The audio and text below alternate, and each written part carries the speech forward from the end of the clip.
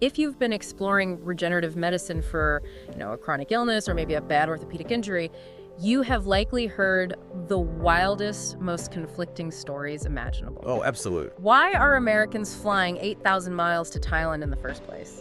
That's a long way to go for a doctor's appointment. Right. I mean, before we even look at the cellular science or the massive price tags, what is the fundamental magnet pulling patients across the Pacific? Well, the underlying magnet is access to a specialized delivery model. Okay. Welcome to STEMCIERGE, your global concierge for advanced regenerative medicine. Here, we explore the science and breakthroughs redefining longevity and human performance, giving you clarity, confidence, and trusted insights as you navigate stem cell therapy around the world. Let's begin our deep dive. Ultimate American Citizen's Guide to Stem Cell Therapy in Thailand, published by the Thailand Stem Cell Therapy Resource Center, which is a group also known as STEMCIERGE. Right. We want to figure out if crossing the globe is actually medically reasonable for you. And give you a rigorous roadmap to actually approach this landscape with confidence. Exactly. Okay, let's unpack this.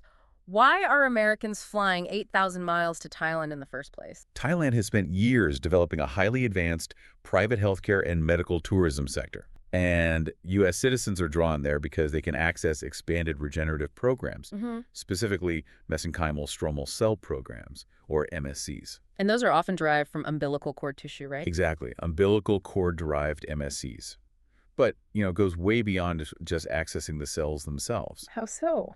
Thailand offers these comprehensive, multi-day, inpatient-style packages. Oh, wow. So you're staying there. Right. You aren't just getting an injection and being sent out to the parking lot. You're getting physician evaluation, advanced MRI imaging, the cellular treatment itself, physiotherapy, hydrotherapy. Wait, really? Like a whole rehab program? Yes.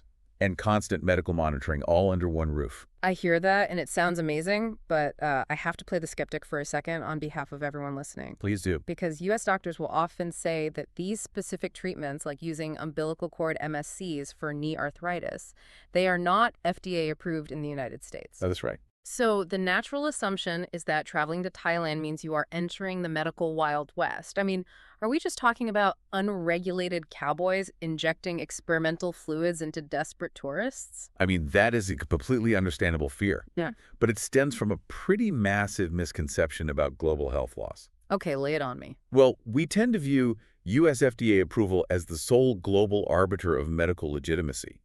But U.S. law only dictates what can be legally marketed inside the United States. Well, the FDA doesn't control Asia. Exactly. It does not govern Thai law. And Thailand is far from the Wild West. Yeah. They heavily regulate this specific space through their own Thai FDA. Oh, interesting. Yeah, utilizing something called the Advanced Therapy Medicinal Product Framework, or ATMP. ATMP. Okay, break that ATMP framework down for me. Like, what does that actually mean for the patient sitting in the waiting room? It means there is a rigorous government-mandated infrastructure in place. Okay. The ATMP framework oversees authorization before a product is ever used on humans. It requires GMP-aligned manufacturing standards. Meaning good manufacturing practice. Right, good manufacturing practice, meaning the labs have to prove sterility, safety, and quality control. Oh, wow. Yeah, they have formalized clear pathways for commercialization and clinical oversight. So, you are dealing with a regulated pharmaceutical environment. It's just under a different sovereign government. So the lack of a U.S. FDA stamp for a specific joint treatment doesn't mean the science of stem cells is entirely dismissed by American regulators. Not at all. It's just regulated differently over there. We can take that a step further, actually. The U.S. FDA absolutely recognizes the mechanism and the science of MSCs. Really? Yeah. The source material highlights a drug called Rationale, which the U.S. FDA approved back in 2024. Oh, I've heard of that. Yeah, it is an MSC therapy. But it was approved for a very specific, severe pediatric condition called steroid refractory acute graft versus host disease. Okay, let's translate that for a second because that's a mouthful. It is. Graft versus host disease is basically a severe complication where donated stem cells or bone marrow actually attack the patient's own body, right? That is exactly the mechanism. The immune system goes into overdrive, and standard steroids just can't stop it. Right. So the FDA approved MSCs to calm that severe immune response. Wow. Okay. So the biological potential of these cells is completely validated by the US FDA. They just haven't authorized them for general orthopedic wear and tear or neurological repair or wellness uses. Which shifts the lens entirely for the patient. I mean, the actionable takeaway for anyone listening isn't to ask, is this Thai clinic FDA approved? All right, because that question doesn't even make sense in Asia. Exactly. The real question should be, what is the specific Thai regulatory pathway for this exact cell product being proposed for my body? That is the core of the issue. You have to verify the clinic, the physician, and the specific cell product separately. Yeah, they aren't one and the same. Finding a licensed doctor in Bangkok doesn't automatically mean the syringe they are holding contains a registered ATMP-compliant cell product. Got it. Okay, so we have established the legal framework, which is comforting. Very. But legality doesn't magically create efficacy. We need to move from the regulatory rulebook to the human body. Yes, we do. Because in the marketing brochures, stem cells are treated like magic pixie dust, like a total miracle cure. You inject them into a bad knee, and suddenly you are running marathons at age 60. If only it were that simple. Right. So ground us in the actual clinical data. When we look at the hard science, what is really happening? Well, what's fascinating here is the massive gap between a biological rationale and a proven clinical outcome. Okay. Those two concepts get blurred in medical tourism marketing constantly. Explain the difference between those two concepts for us. Biological rationale means that in a laboratory, in a petri dish, we can observe these cells influencing inflammation markers or modulating immune signaling or releasing growth factors. The cells are doing something. Right? We can see the biology working. A proven clinical outcome, however, is what the patient actually cares about. Right, like, do I feel better? Exactly. Does this treatment actually stop you from needing a total knee replacement? Does it restore your range of motion so you can actually walk up the stairs? Yeah. Having biological potential in a lab does not automatically guarantee a cure in a complex, living human joint. Let's put some numbers to that. Because the guide zeroes in on knee osteoarthritis, which is arguably the biggest driver of orthopedic medical tourism. It absolutely is. So what does the highest level of evidence show? The guide references a major 2025 Cochrane review. And just for context, Cochrane reviews are considered the absolute gold standard for evidence-based medicine. Right, because they aggregate all the best data from everywhere. Exactly. So they looked at 25 randomized trials involving over 1,300 participants. That's a solid sample size. Yeah. And the data showed that, compared to placebo injections, stem cell injections provided small but statistically significant improvements at about 6 months.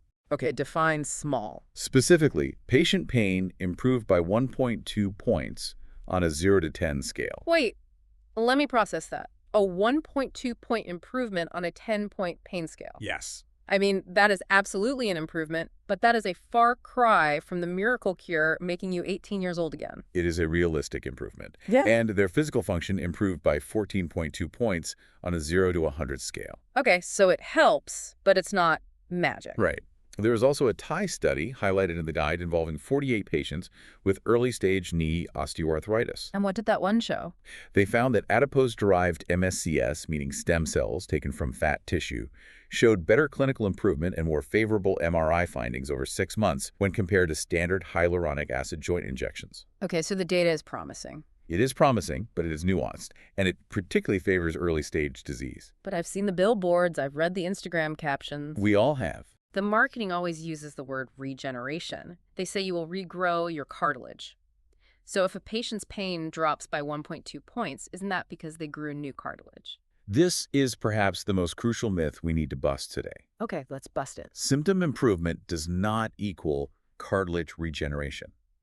Current clinical evidence does not establish that stem cell injections reliably regenerate clinically meaningful, normal cartilage in an arthritic joint. Wait, really? So if the cartilage isn't growing back, how on earth is the pain going away? What is the actual mechanism? Well, these cells aren't like construction workers building new cartilage. They act more like microscopic managers. Managers. Yeah, so when injected into an inflamed joint capsule, they release a cascade of proteins and growth factors.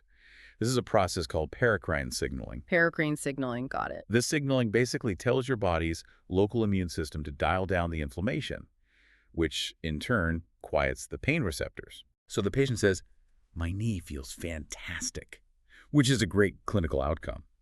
But if they have an end-stage bone-on-bone deformity, That architecture hasn't changed. They just have less inflammation. That distinction paracrine signaling reducing pain versus structural regeneration, that completely changes how a patient should set their expectations. It really should. And if knees require that much nuance, complex neurological conditions must be on a completely different level. Yeah. I mean, what does the data say about spinal cord injuries? For spinal cord injuries, the guide is unambiguous. This is highly investigational territory. I would imagine. Yeah. Patient selection is incredibly complex. A doctor has to factor in the specific level of the spinal injury, whether it is a complete or incomplete severing, the patient's spasticity, and, how many years have passed since the trauma. Right. It's not a one-size-fits-all thing. Not at all. STEMCIERGE included an anonymous case study they reviewed for an American patient with a spinal cord injury. This patient went to 2 different high-end Thai providers and received 2 completely different medical proposals. Well, I would assume they just offered different amounts of stem cells. How different were the proposals? Oh, they represented fundamentally different medical philosophies. Real? Yeah. One provider proposed epidural spinal cord stimulation. Which is what exactly? That is neuromodulation. So surgically implanting a device to stimulate the nerves electronically. Okay. And the other provider? The other proposed an intensive, month-long regenerative MSc program involving repeated administrations of stem cells combined with intensive physical rehab. Wow. Put yourself in the shoes of that patient. You aren't just choosing a shiny clinic from a brochure. Yeah. You are being forced to choose a foundational medical strategy. And that is the massive takeaway for the listener. You need a clinical strategy, not just a cell package. If you have a severe condition, a provider who slows down, aggressively questions your candidacy, demands recent MRIs, and proposes a tailored strategy, well, they are infinitely more valuable than a clinic that simply agrees to sell you their most expensive bag of cells. Well, here's where it gets really interesting. You mentioned buying an expensive bag of cells. Yes. Let's talk about the price tag. Because once a patient understands the clinical mechanisms, the immediate next hurdle is the cost. Of course. Just a quick break. This episode is brought to you by STEMCIERGE. If you're exploring stem cell therapy or evaluating clinics around the world, visit STEMCIERGE.com and take the free quiz to receive your personalized assessment. You'll get expert feedback on your eligibility, treatment options, and potential destinations, empowering you to make informed, confident decisions in the world of regenerative medicine. Visit STEMCIERGE.com today. Now, back to the episode. How much is this going to hurt a patient's wallet, and what are they actually purchasing? Well, the costs vary wildly based on the complexity of the treatment. Give me some numbers. Based on actual quotes reviewed by STEMCIERGE in August 2026, a relatively straightforward basic orthopedic treatment runs around $10,000. Okay, 10 grand. Right. But when you start looking at those intensive multi-day MSc packages, the prices scale steeply based on the sheer cell count and the duration of the hospital stay. The guide maps this out pretty clearly, actually. So a short one-day package delivering 30 million MSCs is roughly $11,750. Correct. But if you bump that to 100 million MSCs administered over 3 to 5 days, the price jumps to $38,000. It jumps fast. And a massive 5 to 10 day program with 300 million cells or more. That's $75,000. Yes, it is. And for the complex neurological cases, like the spinal cord injury we just discussed, the costs can easily eclipse $100,000. And looking at those tiered numbers is exactly where patients fall into a very dangerous cognitive trap.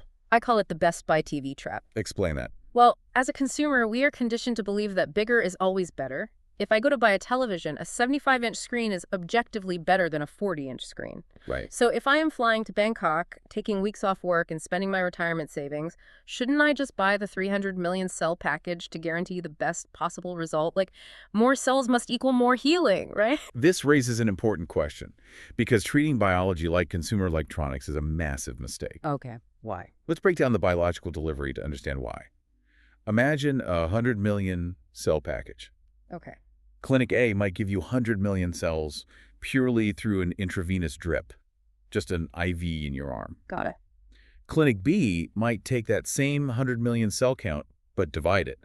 Say 50 million cells via IV and 50 million cells injected directly into the damaged knee joint using ultrasound guidance. Oh, I see. So the headline number is exactly the same, but the delivery is completely different. Radically different. Taking 100 million cells via IV is like using a crop duster to water a single dying plant. Oh, that's a great analogy. Thanks. I mean, it provides a systemic, whole-body anti-inflammatory effect, but it's highly diluted by the time it actually reaches the knee. Right, it's spread out everywhere. Exactly. But injecting 50 million cells locally is like using a sniper rifle directly into the inflamed joint capsule. Those are fundamentally different medical rationales. Oh, that makes total sense. And beyond that, you have to consider cell viability. Like, are the cells actually alive? Good question. Right. What is the passage number? Because cells lose their potency the more they are artificially replicated in a lab. Wow, I wouldn't have even thought of that. You cannot just sort clinics by price and cell count. The clinical rationale has to drive the decision. So we've established that geography should be dictated by the specific medical strategy. But before a patient commits to a $75,000 package and crossing the globe, we have to address the global matrix. We do. Does an American really have to fly to Southeast Asia? Let's compare the USA, Mexico, Colombia, and Thailand. Well, comparing regulatory environments is essential because going abroad is not automatically the superior choice. Okay, let's start with the United States. The U.S. wins hands down on continuity of care. Your primary care physician is here, your historical imaging is here, and, if a complication arises, emergency services are familiar. The U.S. makes the most sense when established, conventional treatments have strong clinical evidence, or if your condition requires frequent, easy follow-ups. But if a patient is absolutely determined to access these expanded MSc programs that aren't available domestically, what about looking south? What about Mexico and Colombia? Mexico operates under a regulatory framework overseen by COFEPRIS, COFEPRIS. which is essentially Mexico's equivalent to the FDA. Mexico's greatest advantage is logistical proximity. That makes sense. It's just a quick flight. Exactly. If you are an American patient who simply cannot physically endure a 15-hour long-haul flight due to pain, Oh, that would be miserable. or if your specific treatment protocol requires you to return for follow-up injections every few months, Mexico is incredibly pragmatic. And what about Colombia? I feel like we are hearing a lot more about South America and the biotech space lately. We are. Colombia operates under the INVIMA framework, which is their national regulatory agency. Yeah. They have cultivated some very strong, scientifically rigorous regenerative providers in cities like Bogota and Medellin. Oh, nice. Yeah, they serve as an excellent Americas-based alternative that offers high-quality cell products without the extreme travel fatigue of flying all the way to Asia.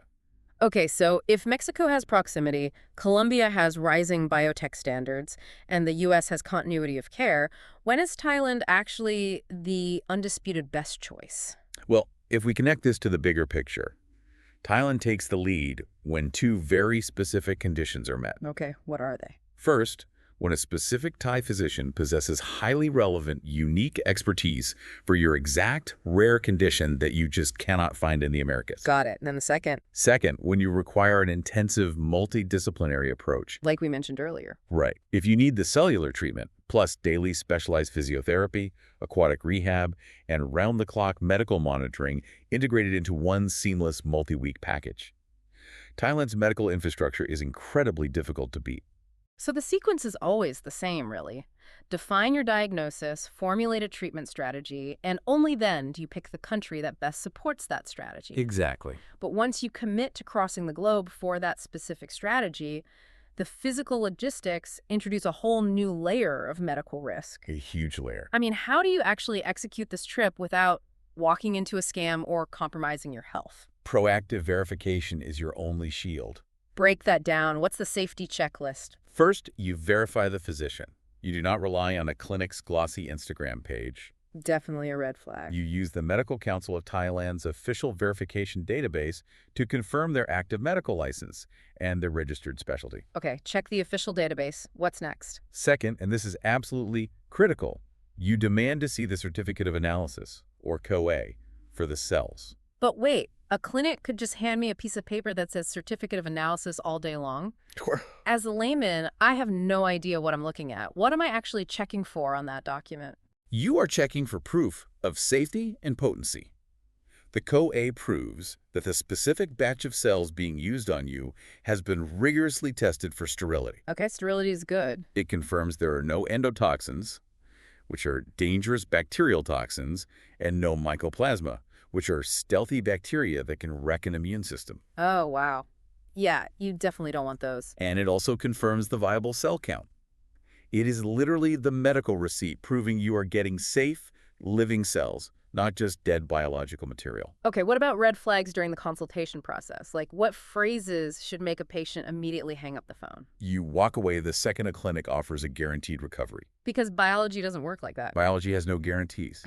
You also walk away from claims that the procedure is 100% safe. Right. Every medical intervention carries some risk. Exactly. And you should be highly suspicious of clinics that pressure you for a massive wire transfer deposit on day one, or if they rely purely on emotional patient video testimonials instead of actually discussing clinical data and Cochrane reviews. Makes sense.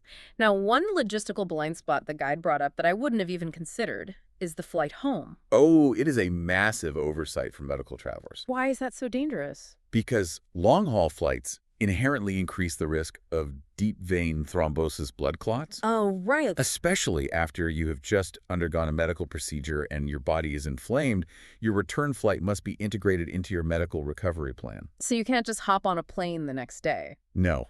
Your treating physician in Thailand has to officially clear you for a 15-hour flight. You cannot just book your flight back for the afternoon. Your hotel reservation expires. That is such a critical detail. And when you finally do land back in the States, you can't just show up to your local primary care doctor empty-handed and say, hey, I got stem cells. No, you must return with a comprehensive dossier. What needs to be in there? You need the translated procedure report, the exact cell source, the delivery method, the batch information from that certificate of analysis we talked about, and all your discharge instructions. Wow, okay. Your domestic healthcare team should never have to guess what biological material was introduced into your body overseas. So what does this all mean? We have covered Thai ATMP regulations, paracrine signaling, 300 million cell IV drips versus localized injections, INVIMA frameworks, and endotoxin testing. It's a lot. It really is. If you are listening to this while trying to manage a chronic illness, that wave of information overload we mentioned at the beginning is probably hitting you right now. I wouldn't be surprised. But the source material points to an interesting systemic fix for this exact problem. STEMCIERGE. Right. Gathering all this data is only half the battle. Synthesizing it to apply to your specific, unique body is the real challenge. Yeah. And STEMCIERGE's framework is designed to triage that exact problem. And instead of acting like a Yelp directory for clinics where you just pick the one with the highest star rating, the document outlines a process where they evaluate a patient's medical readiness before geography is even discussed. Yeah, they function as an objective analytical tool. They help a patient build a personalized candidate profile. Okay, what does that entail? It is a confidential assessment to determine if your expectations actually match reality. Are your goals biologically feasible? Do you have the necessary updated imaging? Are you actually medically stable enough to endure the travel? So they do the hard screening first. Exactly. And based on that clinical reality check, they match patients with vetted clinics that align with the required medical strategy, not just the marketing budget. It bridges the gap. It gives a patient the ability to compare treatment protocols objectively. So when one clinic proposes a massive IV drip and another proposes targeted injections, the patient understands the underlying why. And can make a medically sound, empowered choice. Exactly. It shifts the power dynamic completely. Yeah. The patient is no longer blindly trusting a sales pitch across an ocean. They are engaging in a rigorous evaluation process armed with the right cushions. Well, we have covered an immense amount of ground today. If you are listening to this, you are now equipped with the mechanisms, the regulatory knowledge, and the strategic roadmap to evaluate medical tourism in a way very few patients do. You really are. Thank you for listening. If you found this episode valuable, please leave us a 5-star rating and review, then share it with someone who may benefit from it. For global insights and personalized guidance on stem cell therapy, visit STEMCIERGE.com to receive your tailored assessment and explore your treatment options with clarity and confidence. And as always, remember, this podcast is for educational purposes only and is not a substitute for professional medical advice. Please consult your doctor before making decisions about your health. Until next time, stay informed, stay empowered with STEMCIERGE.com.